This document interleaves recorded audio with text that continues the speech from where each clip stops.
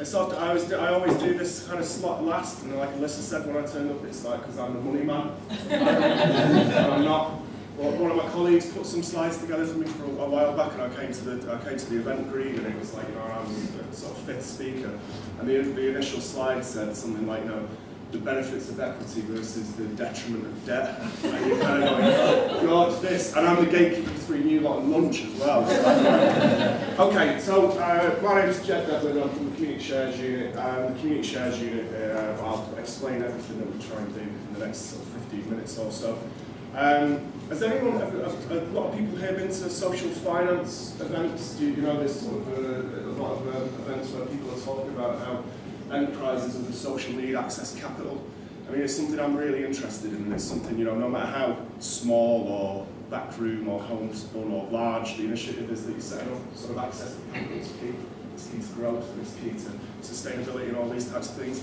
But whenever you go to these social finance events, I often find myself, you get someone standing up and they give you a thing that, I worked in the city for 10 years and now I'm doing this, and everyone listens to me because I worked with conventional finance.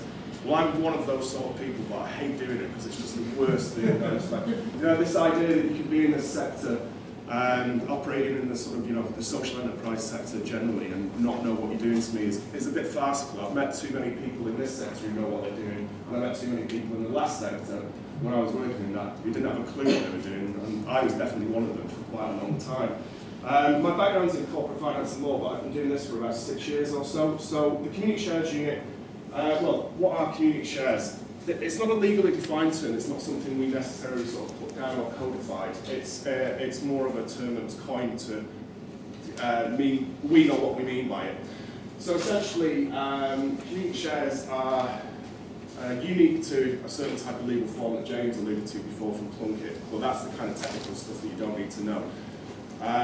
We're really interested in the fact that we can, that basically, the issue that most of the social enterprises and community enterprises have in terms of access to capital is that it's all debt finance. The vast majority of the social investment market, if you read any of the massive amounts of white papers that come out of Cabinet Office and everyone else, is the social investment market's worth about 200 million quid year on year. The vast majority of that's secured debt. Secured debt means you've got to have an asset, that you secure the debt on top of. That's about 90-something% of it. The rest, the sort of rest of the percent is unsecured debt. So it's debt not secured on an asset. So it's really sort of boring, very conventional stuff that the sort of general financial marketplace would do, and so they've sort of tagged social onto it. The thing that you get with a lot of the social enterprises, because they're not trying to make shareholders rich, which is what Kat and others have alluded to before, where basically the primary interest of an enterprise is to make people wealthy, and so it's completely disconnected from the reason you might have set up what you're doing as a community enterprise, because your primary purpose is completely incompatible with that, is that we can issue equity, and it's called community shares. The reason we call them community shares is because they don't appreciate in value, so they're nominal. So if I put £10,000 into an initiative, I take £10,000 out of it. They're one member, one vote. So if I put £50 into an initiative, or if I put £20,000 in, the shares don't reflect my voting. Because of their unique features, can be exempt from a lot of the encumbrance of financial regulation that goes with doing anything to the outside market. So the idea of like Royal Mail floating and everything, it's that there's huge costs that are associated with that. And when we're talking about organisations where the average share up is £175,000, if rule of thumb, about 10-11% of the capital costs can go on paying professional fees, it kind of makes it a bit of a non-starter if you've got to sort of pay out 20k to professional people doing theirs. So we've seen those are the very basic facets. I'm conscious in 15 minutes, as a Mancunian of Irish Eastern European heritage, I have no problem with talking very, very quickly. But it's also talking very quickly on a technical issue. So basically, we've seen there's a lot of action all over the UK. Since 2009, we've done £35 million in equity from over 35,000 members. The average is a sort of 175 members of each initiative, with about 750 to a grand average investment per member. Now, again, sort of finance-wise, this is a little bit bizarre in the financial marketplace because we want to see this figure come down.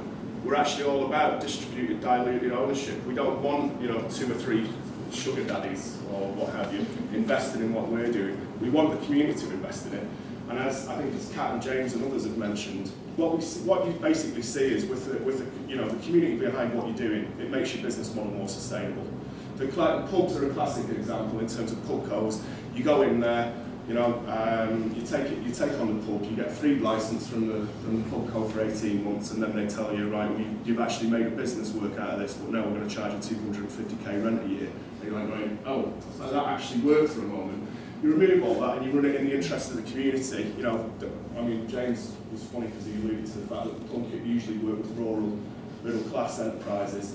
The Star Inn in Salford, which you'd be very charitable to call either rural or middle class, which is where I live, that was taken over by the community. It was going to be sold off for development. The interesting thing I think about urban developments is that the capital cost associated with them is tiny. The Star Inn was £80,000.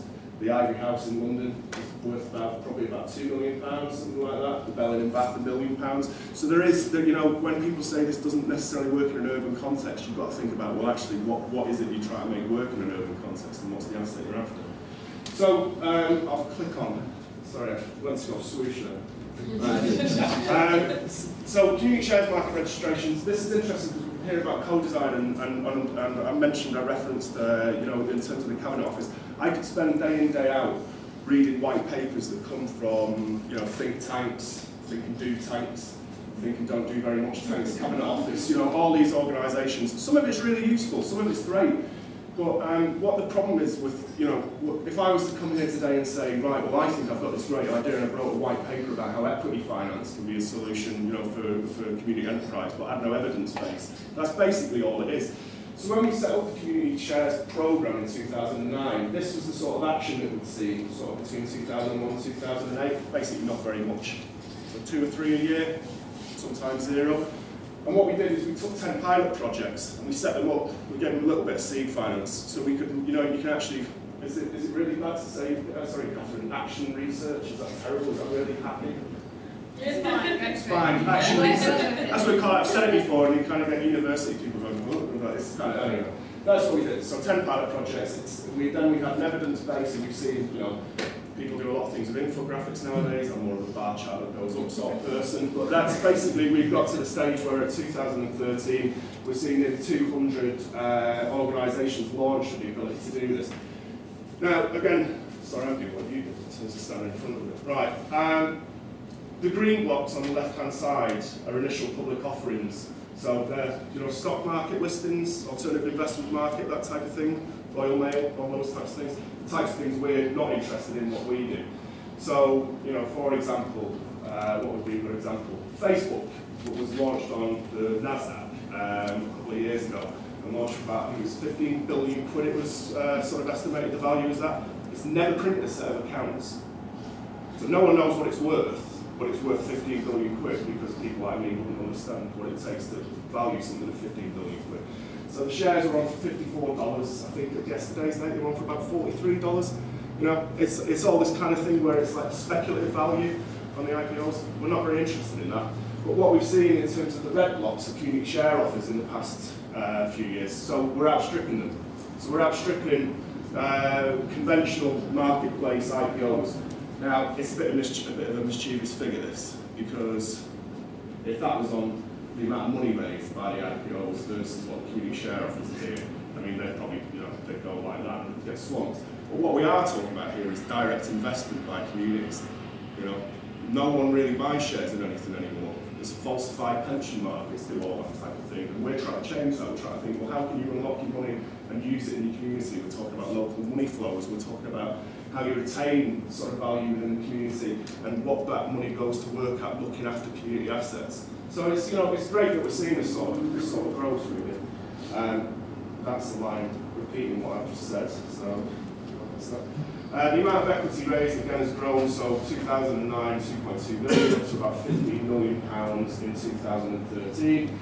Now this is the bit I think is really important in some ways, because even though we're talking about the growth in equity, I'm not really that bothered about the money in some ways. It's not necessarily about the money, it's about a lot of the narrative that we do. And a lot of the narrative, has anyone seen Hastings Pier on the news recently? Hastings Pier charity? Locality would be very bored of it, but that's, anyway. So we've had a huge success with Hastings Pier charity in the last year. Hastings Pier charity is the first charity in England that was able to issue equity, and it can pay interest on its equity.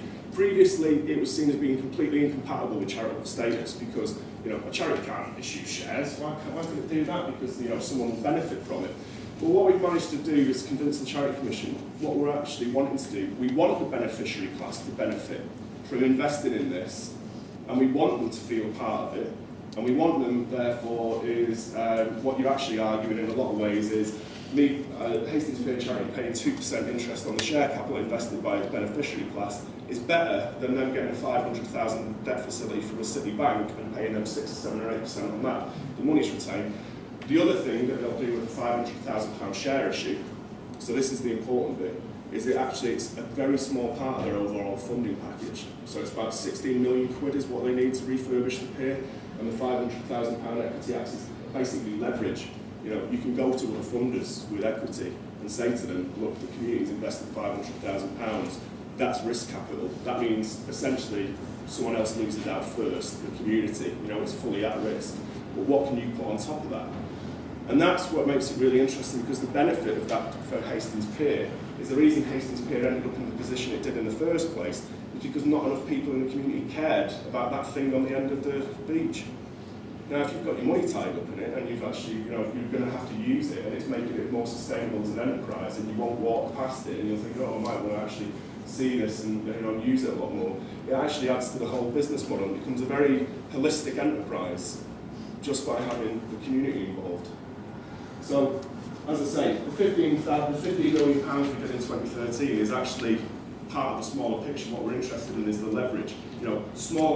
It's kind of, Hastings Pier is a very big example, but we work with examples where they've raised 5 figures, kind of £10,000–20,000, but because that shows an appetite in the community for doing something, they can then approach grant funders and approach local council and could lock the money.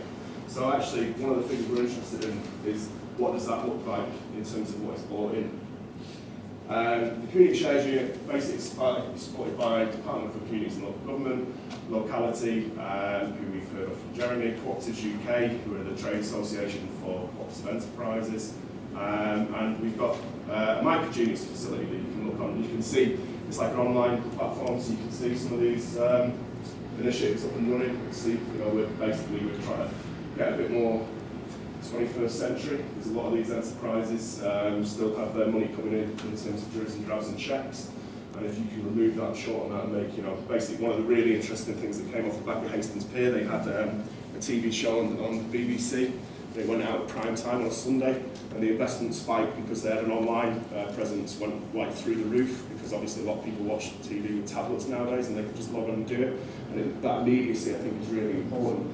Whereby we've seen ones before that might have failed on the basis of that, because it might be speaking to someone as lazy and apathetic as me, who'd go, oh yeah, let's find a checkbook and write a check and post it and fill in the offer document and send it to that thing, and by Monday morning it's at the back of my head, and I'm concentrating on whatever's at the forefront of my mind. How long have we got left? A little bit longer? Okay. The main, you can really see that, can't you? Right. One of the main things I like working about the Community Shares Unit, Cooperatives UK, Locality, Plunkett, all these people that we work with in tandem and sort of work on the ground. The vast majority of what we do, we don't commodify, so that means if we learn about something and we've got a resource that we think is worthwhile sharing, it gets chucked up on the website and it's free to download.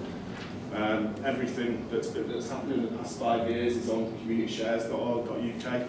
So there's resources for end user investors, there's resources for enterprises thinking about using this model, there's resources for intermediaries who would like to advise organisations and investors on this. You can get a lot of the sort of guides on what are the starting points. So if you come to this quite green, there's key things like, does it have it, there's key questions that we ask. Is it viable? Is it too risky? Will it ever happen? Is it a business? This is a pretty crucial thing, because one of the things we're really key about is this isn't a sort of panacea to grant funding. It isn't a replacement. At the end of the day, it's people's capital, and you might have to repay that capital. And although it's quite patient and engaged capital, and we think that's great, it doesn't mean you should just kind of take it on board at full risk and lose out, because obviously, you know, you're taking that money from within your community. I'll probably wrap it up there. Is that all right, Liz? Yeah. Thank you.